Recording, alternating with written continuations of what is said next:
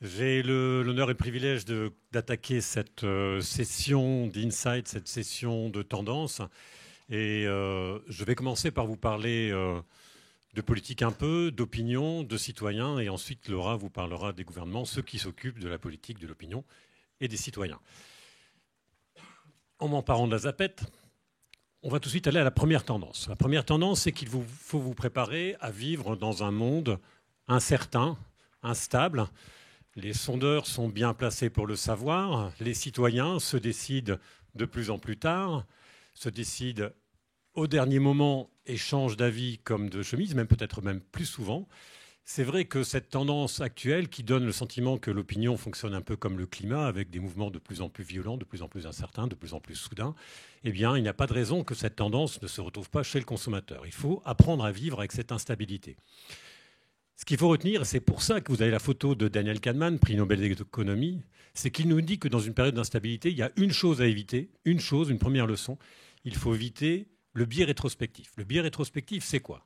C'est se retourner sur ce qu'on a fait et regarder en se disant finalement c'était prévisible, finalement c'était presque prévu. On a entendu ça chez un certain nombre de nos confrères à propos de oui, on l'avait vu venir. C'est la première erreur à ne pas commettre. Dans une période d'instabilité, il faut soi-même se positionner en instabilité. Il faut soi-même avoir un regard nouveau. Il faut soi-même se dire que les anciennes recettes ne fonctionnent pas toujours. Il faut soi-même se dire que avoir et poser un regard neuf est extrêmement important. Mettez-vous en instabilité, vous aussi. Deuxième tendance, c'est la tendance du silence. Cette jolie dame, c'est Elisabeth Noël-Neumann. En 1974, déjà, elle écrivait un livre extrêmement important qui s'appelle La spirale du silence. La spirale du silence, c'est un certain nombre de personnes, certaines catégories de la population, qui s'empêchent de prendre la parole, qui ne partagent pas leur point de vue, pour des raisons qui sont expliquées sur ce magnifique graphique que je ne vais pas décrire maintenant. Mais à cette spirale du silence, une spirale du silence sociologique en quelque sorte, sont venues s'ajouter d'autres spirales. Une spirale du silence technologique, qui rend plus difficile l'accès à un certain nombre de catégories de la population. Là aussi, lorsqu'on fait des travaux sur l'opinion, on est bien placé pour le savoir, mais pas seulement sur l'opinion. Spirale du silence technologique et aussi une nouvelle spirale du silence peut-être plus volontaire, où un certain nombre de personnes s'empêchent de nous parler, d'échanger avec nous, non pas à cause de ce qu'ils ont à dire, non pas parce que, comme en 1974, ils ne se sentent pas autorisés à le faire, mais simplement parce que l'interaction avec ceux qui leur posent des questions devient compliquée. Quelle leçon doit-on tirer de cela? Eh bien, c'est dans une période en mutation où les silences sont nombreux, il faut se laisser pousser, il faut être mutant, soi aussi un peu, et se laisser pousser de nouvelles oreilles. Derrière le silence technologique, il y a un bruit technologique extrêmement important. Apprendre à intégrer ce bruit-là, cette nouvelle musique-là, est un élément tout aussi important si l'on ne veut pas passer à côté d'un certain nombre d'expressions de l'opinion. Et c'est ce que l'on fait un peu chez Kantar et chez Kantar Public.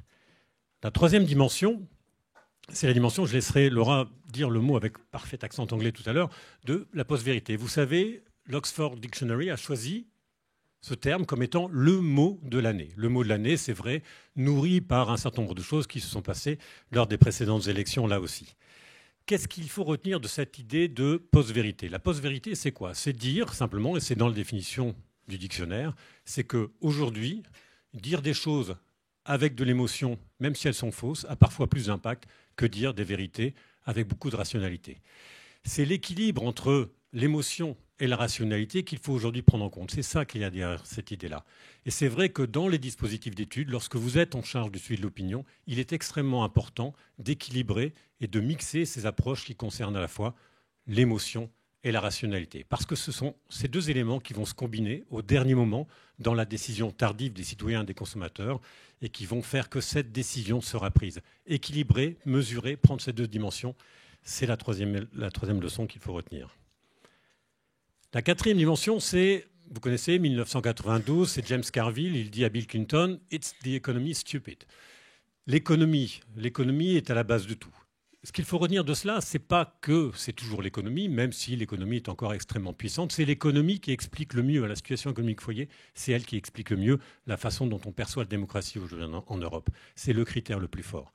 Ce qu'il nous apprend, c'est qu'il faut aller au-delà, il faut gratter, il faut, dans une période où la complexité est la règle. Il faut se servir de cette complexité. Aujourd'hui, grâce à Laurent, grâce à Kantar, vous avez ici un certain nombre d'experts et c'est par le croisement de ces expertises, c'est par l'agrégation de ces expertises, c'est par des regards qu'on va chercher ailleurs qu'on va réussir à interpréter.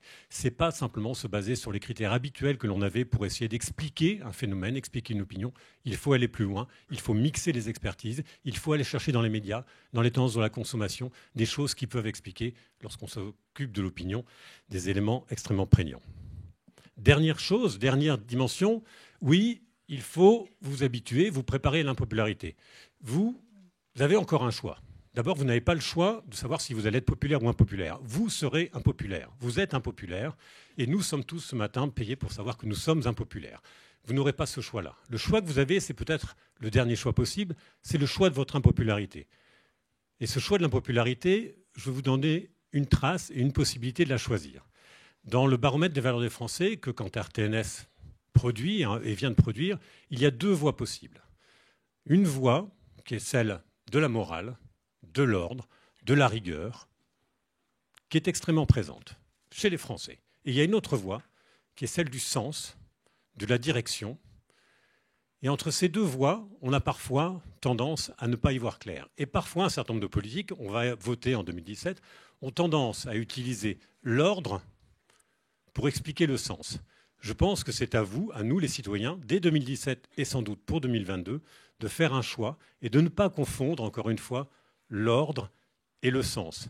L'ordre est peut-être plus facile, d'un point de vue de la popularité, il vous donne des éléments plus directement immédiats, mais le sens, un peu plus difficile, un peu plus long et sans doute plus durable. Angela Merkel en sait quelque chose. Laura, pardon, j'ai été trop long déjà. C'est pas mal. Je prends la zapette dorée. Et en français maintenant. Hein. Et en français. Oui. Bonjour. Merci Edouard qui a expliqué les grandes tendances point de vue politique et de l'opinion. Je vais maintenant me tourner à partager les tendances pour les gouvernements. Et le grand thème pour nous, c'est la concurrence. On pourrait se dire que le secteur public, c'est un secteur particulier. Ils sont monopolistes, les gouvernements. Donc, le citoyen n'aura pas le choix. C'est une vision qui est de plus en plus obsolète. Le citoyen a le choix et les gouvernements travaillent dans un environnement de plus en plus compétitif comme vous. Alors, la première concurrence, c'est la concurrence des canaux. L'austérité passe un peu de mode, mais en 2022, qui est la question pour aujourd'hui, en 2022, les gouvernements occidentaux ont tout de même une grande pression de baisser les dépenses de l'État sur les services publics et les dépenses d'État en général. Si les citoyens migrent des services au guichet, au téléphone, papier, au self-service numérique, ça permet au gouvernement de réaliser des grandes baisses et des grandes économies de dépenses. Mais le citoyen a le choix. Si le canal numérique ne l'attire pas plus que le téléphone ou le guichet, elle ne l'utilisera pas. La France était un des leaders mondiaux dans les services et les transactions gouvernementales en ligne, mais dans les 5 ans à venir, il faudra mettre le focus sur l'inclusion et la participation numérique. Il faut que le gouvernement utilise tous les outils dans la boîte à outils des marketeurs pour inciter les citoyens à faire cette migration. La deuxième tendance, c'est la concurrence des sources d'information et d'influence. On est tous au courant de la fragmentation des médias et comme nous a expliqué Edouard, the post-truth era. Où, avec l'accent, Edouard. Hein. Mais l'accent correct, c'est l'accent américain, pas l'accent britannique, Edouard. C'est pas nous qui avons inventé ça. Ok, Nathalie, merci. Donc, c'est le post-truth era où la vérité perd de valeur. Et c'est une situation dangereuse pour les gouvernements. Pourquoi ? Parce que ça met un challenge à leur rôle traditionnel comme la source incontournable et fiable d'informations pour les citoyens. Il y a maintenant des centaines, des milliers de sources d'informations et d'influence qui peuvent influencer les gens. Et c'est aussi dangereux pour les gouvernements parce que ça permet à faire circuler des idées antidémocratiques et radicaux. Alors que faire pour les gouvernements ? Ce n'est pas simple, mais il faudra de la créativité, la prise en charge de l'émotion, de la cohérence et de la coordination dans les messages des gouvernements et un choix des médias sophistiqués et dynamiques. La troisième concurrence, c'est la concurrence des envies. Alors, les gouvernements ont besoin que nous, on change de comportement. Et pour que nous ayons une meilleure qualité de vie, mais aussi pour leur aider à sauver de l'argent et pour faciliter la gouvernance. Par exemple, le gouvernement veut qu'on arrête de fumer, qu'on mange de manière saine, qu'on ne circule pas trop vite, qu'on trie correctement ses déchets. Mais tout cela est en concurrence avec nos envies, nos vraies envies, de dormir, de boire une bière, d'aller à la plage, de ne rien faire. Comment est-ce que le gouvernement va réussir dans cette concurrence?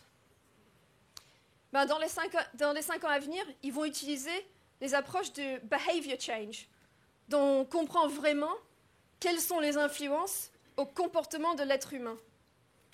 Et ils vont utiliser ça avec de la communication hyper personnalisée pour nous aider à faire le bon choix au bon moment.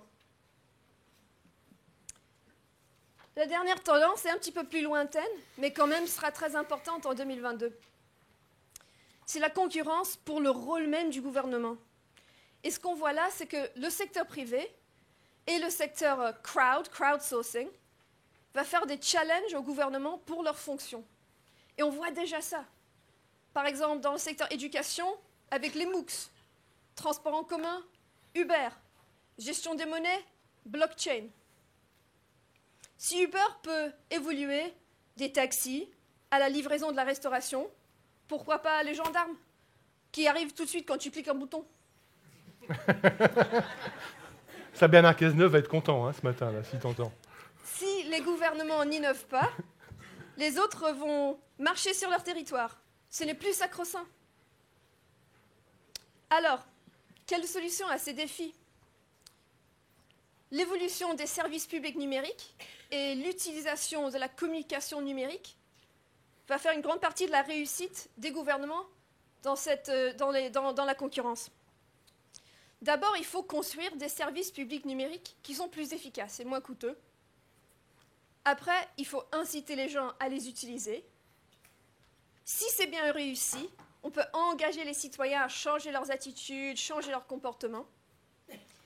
Et en plus, le lien entre le citoyen et l'État se construit de plus en plus dans le numérique. Exactement comme pour la marque, on sait que la marque se construit de plus en plus dans l'expérience de la marque en ligne. Donc, la réussite du numérique est un défi existentiel pour les gouvernements en 2022. S'ils ne réussissent pas, ils risquent d'être remplacés. Remplacés comme source d'information, remplacés comme source d'influence, et remplacés peut-être même dans leur rôle comme gouvernement. Merci, bravo.